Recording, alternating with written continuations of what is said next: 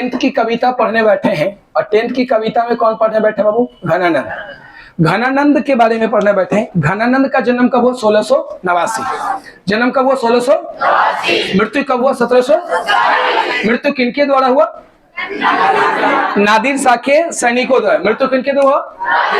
नादिर शाह के सैनिकों द्वारा।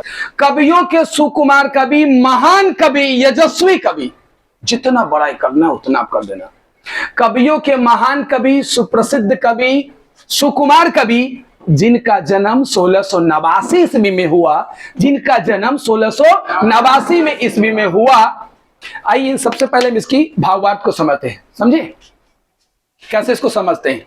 आप लोग कुछ देखिएगा, खाली कुछ करिएगा नहीं। 5 नंबर का आता है, इसमें से विद्यार्थीगण या फिर लिखा रहेगा पठित पाठ्य पुस्तक के आधार पर 4 पंक्ति लिखे, तो 4 पंक्तियां कंप्लीट कर लेंगे। ठीक है, शर्माना नहीं है, पहले सीखते हैं। अति सूदो स्नेह को मार्ग है, जहाने कुसयानप बाक नहीं। अति सूदो स्नेह को मार्ग है, जहाने कुसयानप बाक नहीं। अति सूदो स्नेह को मार्ग है, जाने कुसयानप बाक नहीं। कविता है तो गाएंगे, कविता दिया ही है गाने के लिए, कहानी की तरफ पढ़ने के लिए नहीं दिया कि पढ़ दे, इसका भावार्थ समझा दे, कहानी खत्म। समझ ले, जो जैसा रस रहेगा उस रस में चलेंगे।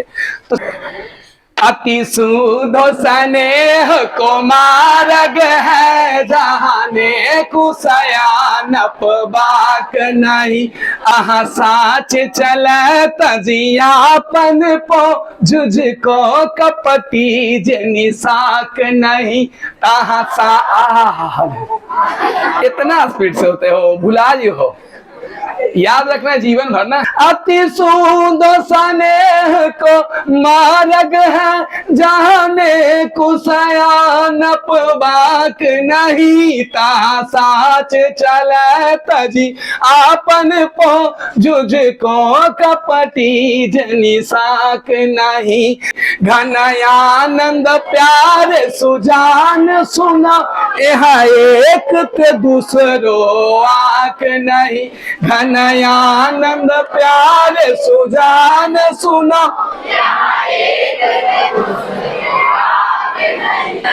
तुम कौन धोपाती पढ़े हो कहो, मन ले हूँ पदे हूँ छटाक नहीं। तुम कौन धोपाती पढ़े हो कहो, मन ले हूँ पदे हूँ छटाक नहीं। इसका कविता का भावार्थ है। कवियों के सुकुमार कवि घनानंद कहते हैं सुजान से, उस दरबार में, जो दरबार होता है मोहम्मद सारंगीला का, सुनेंगे मोहम्मद सारंगीला का दरबार में क्या होता है बाबू? सुजान को नाचने के लिए कहते हैं मोहम्मद सारंगीला, सुजान नहीं नाचती है, सुजान नहीं नाचती है। या फिर घनानंद को कहा जाता है मोहम्मद सारंगीला की गाओ, तो नहीं गाता है सुजान। और सुजान एक बार कहती है कि घनानंद आप गाना गाइए ना और हम नाचेंगे, और घुंघरू बांधती है, घुंघरू बांधती है सुजान, और उसके बाद घनानंद गाना शुरू करते हैं। अब घनानंद क्या गाएंगे सो देखेंगे। घनानंद कहते हैं अति सुंदो स्नेह को मार्ग है, जहाने कुसयानप बाक नहीं। टुने टुने टुने टुने पूरा हो रहा होगा, अपना नाच रहे होंगे सुजान इसी पर। तो कह रही हैं, अब सुनिएंगे, पूरा कविता बाद में गाएंगे। ये कहते कवि क्या करें? अति सुधो स्नेह को मार्ग है, तुम इतने पवित्र हो। सुधो का मतलब पवित्र होता है।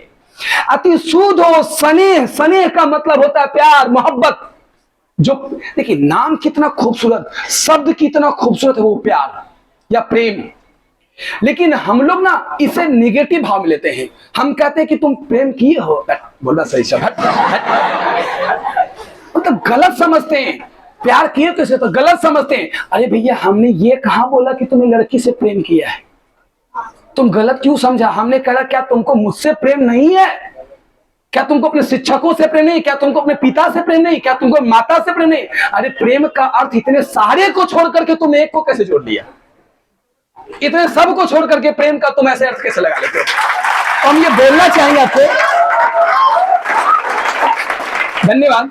हम आपको बोलना ये चाहेंगे कि प्रेम शब्द बहुत पवित्र है। हम अपनी माँ से भी प्रेम करते हैं, हम अपने बहन से भी प्रेम करते हैं, घर से सबसे हम प्रेम करते हैं, सारे अपनी मातृभूमि से प्रेम करते हैं, अपने भारत से प्रेम करते हैं, अपने भारत का तिरंगा से प्रेम करते हैं, हर किसी से प्रेम करते हैं। यार इतने सारे शब्द को छोड़ करके तुम एक के लिए सारे को गंदा बना दो, ये उचित नहीं है। इसलिए प्रेम और प्यार बहुत प्यारा सा शब्द है। इसे अति शुद्ध हो मतलब तुम अति पवित्र हो, स्नेह का मार्ग हो मतलब प्रेम पर चलने के लिए मार्ग हो, प्रेम का एक मार्ग हो। किसको बोल रहे बहू? सुजान।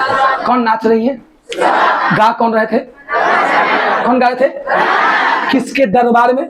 रंगीला मोहम्मद साहब, मोहम्मद साहब रंगीला के दरबार में गा रहे। कह रहे क्या हुआ? अति शुद्ध हो, अति शुद्ध हो, स्नेह को मार्ग है। तुम इतने पवित्र हो, तुम इतने पवित्र हो, तुम इतने सुंदर हो, जो प्रेम का मार्ग है, जो प्रेम के मार्ग रूपी के समान हो। तुम प्रेम के मार्ग के जैसा हो। छुट्टी मत करो। देखो कहते क्या हुआ? जहां नेकू सयानप बाक नहीं, जहां नेकू सयानप बाक नहीं, जहां नेकू का मतलब क्या? वो थोड़ा सा भी। कहते जहां नेकू सयानप बाक नहीं मतलब जहां थोड़ा सा भी कोई सयान नहीं, कोई चंचलता नहीं, कोई बात नहीं है। नहीं कहता कि बड़ी सयान बने तू, मतलब धोखेबाज है तू। सयान किसको कहते हैं? बड़ी चंचल है, बड़ी तेज है, वो अपने काम निकाल ले, दूसरों के ही काम कर दे। तो वही बात बता रहे हैं। कहते हैं अति शुद्ध स्नेह को मार्ग है। तुम इतने पवित्र हो, तुम इतने सुंदर हो कि जो प्रेम का मार्ग कहा जा सकता है। और एक ऐसा मार्ग, एक ऐसा मार्ग जिस पर थोड़ा सा भी कोई सयानप नहीं था। ताहा साच चले तजियापन को, ताहा साच चले तजियापन को। जैसे लोग अपने में सच्चाई करते हैं ना हमेशा, हम भी उसी प्रकार से कहते हैं ताहा साच चले तजियापन को, झुझको कपटी जे निशाक नहीं। मेरे अंदर भी तुम्हारे प्रति कोई निशाक नहीं है, कोई छटाक नहीं है। मतलब कहते क्या वो? कोई छल कपट नहीं है। हम कहने का अर्थ यही हुआ कि जिसने गिरने से परवाह नहीं किया होगा आज वही साइकिल सीखा होगा, जो गिरने का परवाह किया होगा वो आज तक साइकिल ना सीखा होगा। अब वो हम कहते हैं जब तक गिरोगे नहीं तब तक उठोगे कैसे? इसलिए गिरना जरूरी है ताकि उठने की क्षमता होनी चाहिए। तो ध्यान बताने, घनयानंद प्यारे सुजान सुनो, यहाँ एक ते दूसरो आंख नहीं। कहते क्या है? हे घनानंद तुम सुनो, हे प्यारे सुजान सुनो, हे प्यारे सुजान सुनो। घनानंद कहता है हे प्यारे सुजान सुनो। अरे यहाँ मेरे दिल में, यहाँ एक ते दूसरो आंख नहीं, मैंने तुम्हारे सिवा और किसी को आंका तक नहीं है, देखा तक नहीं है। तुम कौन दो पाटी पढ़े हो, कहो मन लेहु पे देहु छटाक नहीं। गिड़गिड़ाते हैं ये, कहते हैं तुम कौन दो पाठी पढ़े हो, कहो तुम कहां ऐसा पढ़ाई पढ़े हो कहो कि मन लेहु पे देहु छटाक नहीं। यार मन का मतलब होता है जो 40 किलो का होता है वो उसको मन कहा जाता है, ठीक है। जो 40 केजी का होता है उसको क्या कहता है? वो मन कहा जाता है। और छटाक किसको कहते हैं? वो जिसको एक दाना कह सकते हैं। तो कहते हैं तुम कौन सा पाठ पढ़े हो कहो यार कि तुमने एक मन ले लिया और छटाक तक ना दिया। हमने सर्वस्व अपना दे दिया, हमने सब कुछ अपना दे दिया, लेकिन तुम हमें एक दाना तक नहीं दिया। वही कहते हैं कि तुम कौन दो पाटी पढ़े हो, कहो तुम कौन सा पढ़ाई पढ़े हो, कहो तुम कौन दो पाटी पढ़े हो, कहो मन लेहू पे देहू छट, लेहू पर देहू छटाक नहीं। लेहू तूने बहुत लेकिन देहू कुछ ना, समझे? वही